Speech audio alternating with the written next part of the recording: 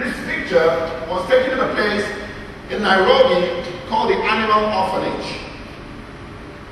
Now, what happens is, these animals have never had an encounter in the wild before.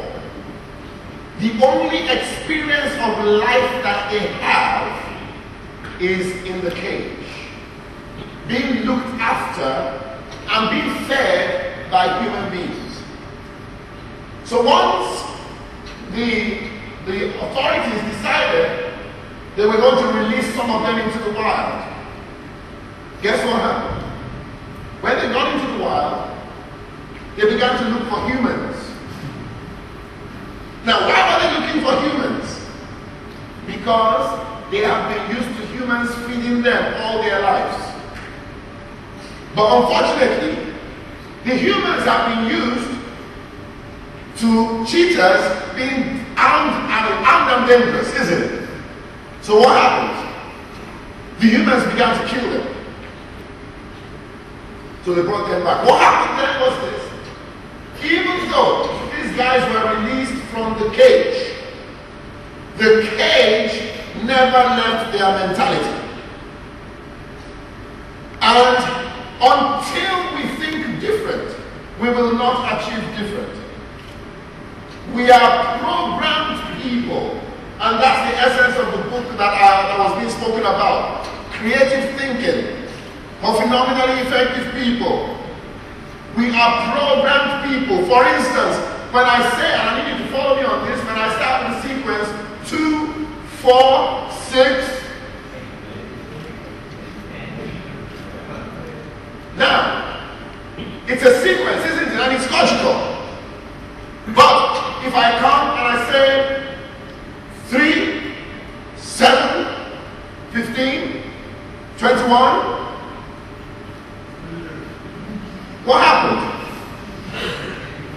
Okay, let me try another sequence. Maybe that one was it. 5, 13, 21, 72. What happened? You know why we couldn't do that? Because we don't have a logical sequence that looks like that. And that's the way we live our lives. That's the way we operate. We operate according to logical sequences. For instance, when I hear, when you say the word, let me look for a good word. When you hear the word,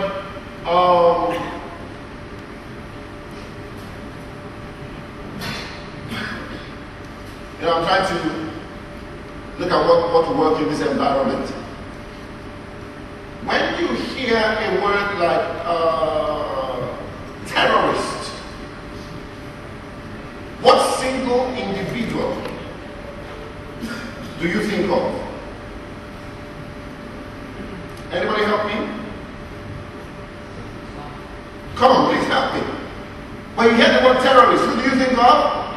Osama bin Laden. Isn't it? Now, and that happens everywhere. I didn't know it was in Sri Lanka, but apparently it works. You know, when you get the word terrorist, people think Osama bin Laden, but it also depends on the environment. I've been in some environments, when I say the word terrorist, everybody says George Bush. I don't know.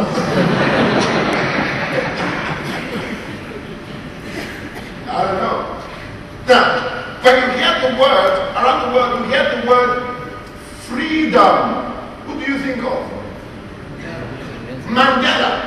Even in Sri Lanka, when you hear the word freedom, you think of Mandela.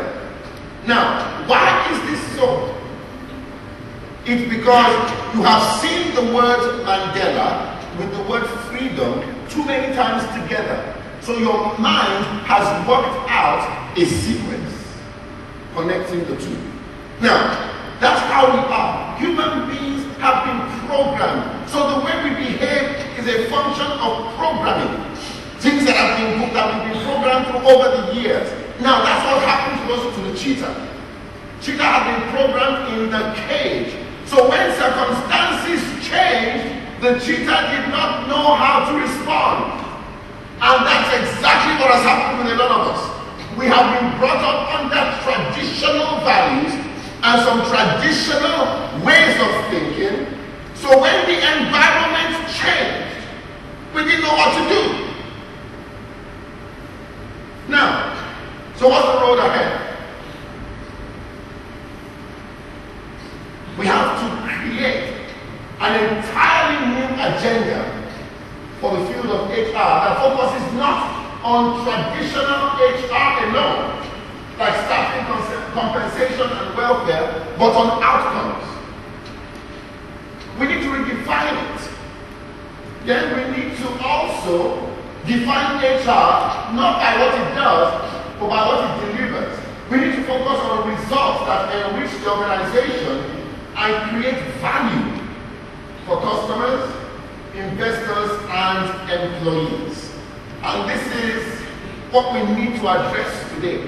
How do we redefine the HR function in the light of the changes that have come upon us? We did not ask for those changes, they just happened. Now, if we do not change, we shall be changed. And so that's why it's so crucial that we need to now begin to think strategically. I saw this and it explains this old school and new school thing. Hi sweetie, how was school today? And little kid says, you can read all about it on my blog, Dad. And Daddy doesn't have an idea what you're talking about. So, let's attempt to look at the new face of HR. I saw this picture and I found it very interesting. One is reading a book and the other is doing stuff on the phone. Alright? So HR, the new face of HR has to be, we have to be strategic partners. No more can a company survive without bringing HR into a strategic role in the business process. Failure to do that has cost many companies a lot, and I'm going to give you some case studies to look at. However, balancing the equation, HR has to become more strategic in their thinking. Because one of the issues I face in different parts of the world, on one hand, HR says we want to be included in that whole process, but on the other hand, HR is thinking only in terms of the traditional HR, the way it's always been done. And that way, we're not relevant. Okay. New phase of HR, innovation and creativity are very essential to HR moving up the significance ladder, because true respect is not demanded for it is earned. And so HR has to come on the table with innovations that will show up in output, in share value, in revenues, in profit, that will show up in overall performance. And everything should be traceable to HR. And then I'm going to spend a bit of time on this. See that picture? One is hi-fi, the other is Wi-Fi. On one hand, the new face of HR on board. On one hand, people say there are no jobs. On the other hand, people that are employed don't stay long at their jobs. Does that happen here also? Does that happen here? Where on one hand, there's a cry, there are no jobs. And then, suddenly you see somebody that you thought was a great employee, he suddenly comes to you and says, you know what, I'm leaving. And you wonder, where are they going? Well, there are no jobs. Alright? So let's take it from strategic partnerships. And you see that in strategic partnerships, you don't have to like each other. Isn't it? When HR is a part of the business process, it can serve the role as an internal monitoring system that can save the organization from disaster. And this is so crucial. And I'm going to give you one case study, Barron's Bank.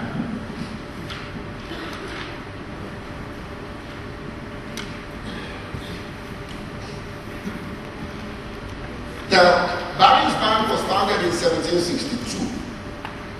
It was Britain's oldest merchant bank. And this was the Queen's Bank. Now, there was a trader called Nick Leeson. Now, shortly, an emphasis on shortly, after joining Barings from Morgan Stanley, Nick Leeson applied to be transferred to the Far East.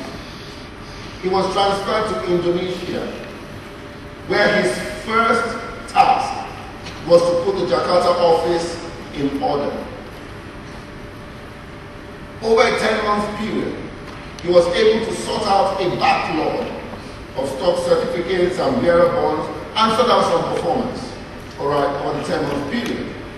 And this way, he became the darling of the big boys in London. Now, by the time he was moved to Barings in Singapore, he had worked his way into the hearts of everybody. And one of the things that probably blinded his superiors was the fact that in Singapore, I mean, this guy is taken from just a small role there and before, and he's taken to Singapore, and he's everything. He's the examiner and the student. What do I mean by that? He's head of settlement operations, charged with ensuring accurate accounting, and he's floor manager for Barings trading on the Singapore International Monetary Exchange. Now, those positions would normally have been held by two people, but now Leeson was reporting to himself, and nobody was checking him. All right? Now, with no internal, nothing, no one to check on how he was doing. And remember, he's a rookie. No one to check on how he's doing. He's able to make great gambles and take risks with the money at his disposal. And that was a lot of money. He was gambling. How could someone who had not yet been trained, tried and tested at home be given the responsibility of single-handedly running such a strategic function abroad? Now, how come no one was sent to understudy such a great success? Because he says he's doing so well. How come no one was sent to understudy such a great success? So that this success defied all comprehension. Come on, let's go study it so we can reproduce it in our other offices. How come he was uncompletely supervised, yet people who were his superiors in other locations were better supervised? How come great amounts of money were left in the hands of somebody who had absolutely no experience in this area, with no counterbalances or checks? How come London, Tokyo, and Hong Kong had risk managers, and Singapore had none, just left in the hands of this guy? Ken Lay, the chairman who founded Enron in 1986. Then there is Jeff Skilling, who was brought into Enron by Lay, and he earned a Harvard MBA in 1979, became CEO of Enron Finance. And then there was Rebecca Mark. Now let me write what I was Time magazine said about her. She was strikingly beautiful and charming. Business wardrobe included mini skirts, fur coats, and stiletto high heels.